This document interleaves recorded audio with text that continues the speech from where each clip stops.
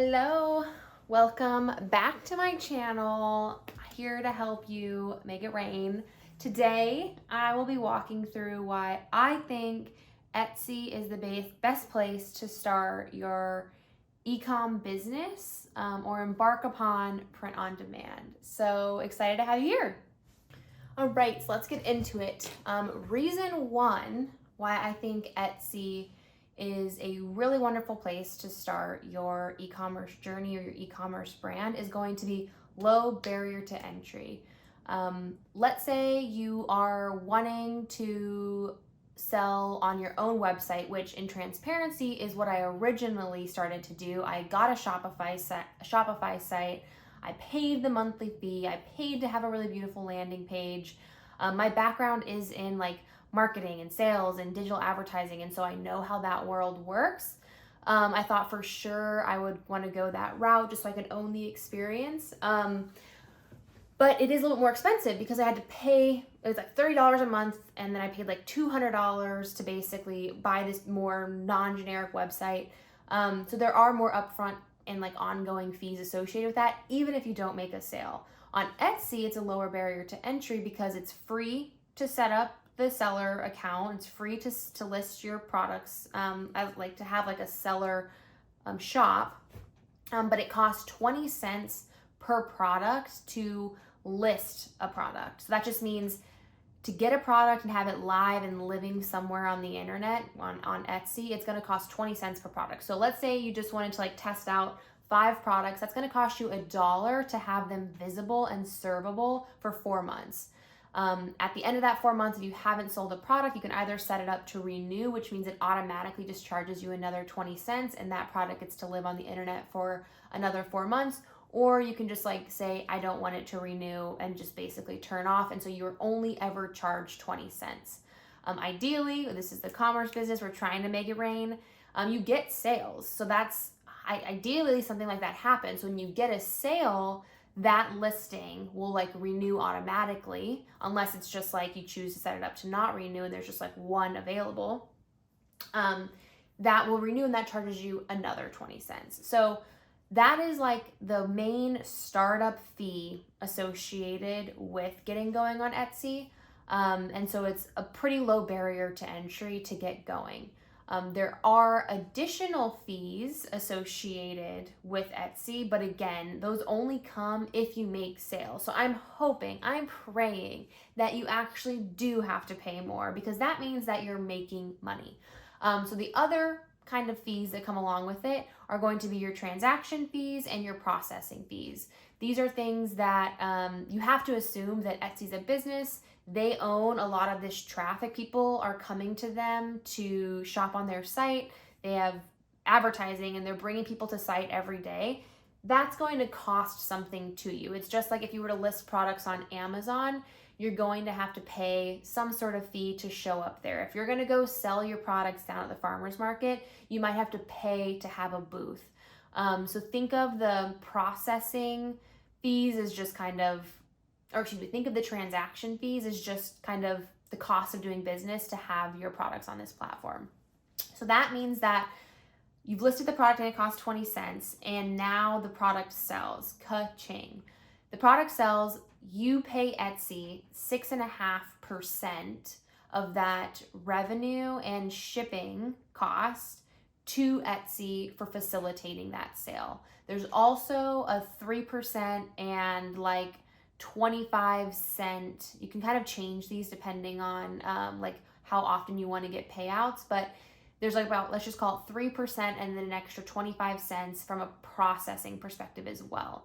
So as you can imagine, if you're selling anything over the internet whatsoever, whether that be Shopify, your own site, or somewhere else, you're going to have to pay from a payment processing perspective to have that sale facilitated. So you're not going to be able to avoid that. You might be able to get that down to 2% elsewhere, but that's not going to go away. But the transaction fee goes straight to Etsy as a thank you, bring me more customers like this. So again, you only pay that extra, call it 6.5 plus 3 and the 25 cents, 10% if you make a sale. But it's important to know that you should bake that into your profits that you're trying to calculate. Still, I would say a huge benefit. to Etsy. And that kind of brings me to my second benefit, which is last year, 2023, this actually didn't even exist when I was launching my business. They launched a change to their fee structure, and they essentially called it the share and save. So before September of 2023, any sale that was processed through Etsy, regardless, was charged that 6.5% and 3% plus 25-cent fee to basically facilitate that sale. What they basically found is that if you generated that sale as a seller completely on your own, meaning these people were not shopping on Etsy, but they're in your network, or they follow you on Instagram, or they follow you on YouTube, or they follow you on TikTok, and you're listing this product as if like, hey, you're promoting your business, you're promoting Etsy to go buy this product via Etsy. They basically said that if a sale comes purely through you, and if they weren't already shopping on Etsy, that they will knock off 4% of that 6.5% transaction fee. So you can save immensely, just immediately your margin goes up by 4% if you're generating this traffic on your own. I'm not a social media whiz, so I never went that realm. I did Etsy advertising, which would love to jump into. But I think it's a really great kind of step forward and option for people that are like super savvy with that, or just wanting to kind of have the tool in their chest to basically generate their own traffic. So that was huge. It basically takes like a 10% fee down to 6%, which again, you're gonna have to pay a processing fee regardless of where you sell digitally. So I think it's a huge benefit and makes strides for sellers like myself that want to dabble in bringing traffic to Etsy. So that is reason number 2. The third reason is they protect their sellers and their buyers. I had a big fear of mine that what's going to happen if something goes wrong? Like if I ship a product and somehow it doesn't get there, like what happens? Because that's happened to me, and Target's always great, right? Like if I'm missing my toothbrush that I ordered, Target's like, we'll refund you right now, ma'am. Like they are quick. But I'm like, okay, well, what happens if that's me and I've paid for it? Like, how does that process work? So basically, Etsy's phenomenal, and if they'll insure any purchase that is less than $250. So that means that, like, let's say in this instance, like you buy a t-shirt from me and it cost $40. I had to pay $20 to this manufacturer to produce and ship that product. Obviously, that's a sucky situation if it doesn't get there because I'm out $20, but the customer's out $40. Etsy will basically say, no worries, BB. Submit a case. So you submit you instruct your customer to submit this case and just show that like the item had to be delivered. You have to have all the tracking that shows that you shipped it on time and that it shows that it was delivered. Or if it doesn't ever show delivered, but it's like a big window past the period that it should have been delivered, which I've never actually had that happen, that Etsy will actually just go ahead and say, refund, I get to keep the money that I had to pay. The customer gets refunded. They can either choose to like buy that product again or just say, hey, sorry, like it's too late, whatever. But really, really awesome thing for people that are like worried about dabbling into this space because of that like unknown. It's a good protection. So that is another big thing that I really appreciated, and I think gives you the flexibility and the freedom to say, yeah, I'm going to test some things on Etsy, because that's the real benefit is you don't have to pay that much to get started. You don't have to, the fees are not ridiculous. They're probably similar to what they'd be if you sold in any other type of platform. And you're also protected in the instance that something nefarious happens with the shipping.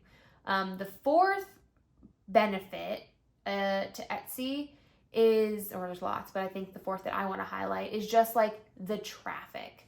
Etsy is able to charge you that transaction fee because it has an audience of people that are coming to Etsy to buy things. It's really carved out a niche for handmade or like artisanal goods, and there's people coming here to kind of find something different that not a lot of people have, or they do, but like it's viral and it can change and everything like that. There's so much traffic that are searching on this platform, so you don't have to pay to get those people to your site. Obviously, as we just talked about, if you do choose to pay all this money and get them, whether that's through you're generating ads to Etsy or you're creating content that links to your products or whatever, your fees go down. But you don't even have to do that. I didn't go that route. I certainly just utilized the search functionalities on Etsy and said, hey, find people that are on your platform that are searching for products like this. And so that's a really big benefit too, because if you were to basically try to buy traffic and launch Facebook ads or whatever, you're looking at probably paying a half to a third of what that product costs in just marketing to get them to your site to purchase. So I think that's a huge benefit that they have going for them. And as sellers, we can just kind of like leverage that. And it's why people like Amazon also are so successful too. So barrier to entry is low. There's plenty of traffic on site. The fees are super reasonable and have just gotten more reasonable. And you're protected in the act that something goes bad, because Etsy really does want to protect its sellers and its buyers to have a good experience, and they have that like street cred available. So hope you enjoyed this video. I'll be posting more. Please like and subscribe if it was helpful.